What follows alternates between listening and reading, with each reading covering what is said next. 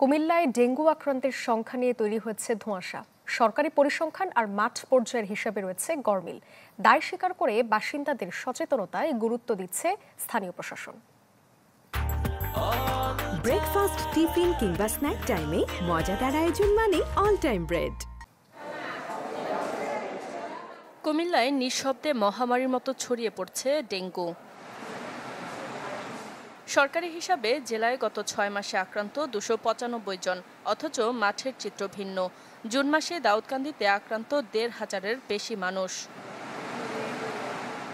Dengue বিস্তার রোধে প্রশাসনের নজর নেই, এমন প্রশ্নে স্থানীয় স্বাস্থ্য কর্মকর্তা জানান তথ্যে গরমিলের কথা। জুনের 1 তারিখ থেকে এখন পর্যন্ত আজকে পর্যন্ত 1600-এরও অধিক রোগী আমরা শনাক্ত করেছি। এখানে বেশিরভাগ রোগী বেসরকারি পর্যায়ে শনাক্ত হয়েছে, যেগুলোর তথ্যগুলো আমরা প্রথম পর্যায়ে পাইনি, পরবর্তীতে আমরা অনুসন্ধান করে সেই তথ্যগুলো বের করে নিয়ে আসছি। আমি এটা স্বীকার করে নিচ্ছি, প্রতিরোধমূলক ব্যবস্থা নিতে একটু বিলম্বই হয়েছে। দাউদকান্দি পৌরসভার 4, 5 ও 6 নম্বর ওয়ার্ডে সংক্রমণ সবচেয়ে বেশি। স্থানীয়দের মতে তথ্য ঘাটতি ডেঙ্গু সংক্রমণ বৃদ্ধির মূল কারণ, আর জনপ্রতিনিধি না থাকায় ড্রেনেজ ব্যবস্থাও নাজুক। আমার ফ্যামিলিতে আমার 3 মেয়ে, এর মধ্যে 2 মেয়ে আক্রান্ত। এটা বড়, মেজোটা বাসায়, আর আমার পাশের ফ্ল্যাটও আক্রান্ত। যিনি অনেক নোংরা পানি, তারপর এই যে আপনি যে জায়গায় দাঁড়াইছেন আপনি হয়তো দেখতে পারতেছেন ড্রেনের কি অবস্থা।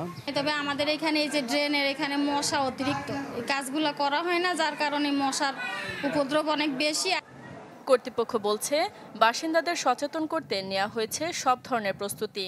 আমাকে সরকারি যখন নাকি আমরা এই রিপোর্টটা দিই তাতে একটা ফর্ম ফিল আপ করতে হয়। বেসরকারিভাবে আমরা এখন পর্যন্ত যতটুকু খোঁজ খবর পেয়েছি, আমরা প্রায় 1500-এর মতো খোঁজ খবর পেয়েছি দাউদকান্দিতে, এবং এই জন্য আমরা আমাদের বিভাগীয় পরিচালককে আমরা এটা অবগত করেছি। 1 নম্বর বিষয় হলো যেন ডেঙ্গু আক্রান্ত না হয়, এটা একটা দিক। আরেকটা দিক হলো আক্রান্ত হওয়ার পরে তড়িৎ কী ব্যবস্থা নিতে হবে। দ্রুত হসপিটালাইজড করতে হবে রোগীকে, এবং তার প্লাটলেট কাউন্ট করতে হবে, এবং সেই অনুযায়ী ট্রিটমেন্ট করতে হবে। শুধু আক্রান্তই নয়, ডেঙ্গুতে কুমিল্লায় এবছর প্রাণ গেছে 4 জনের। Desk report, channel 24।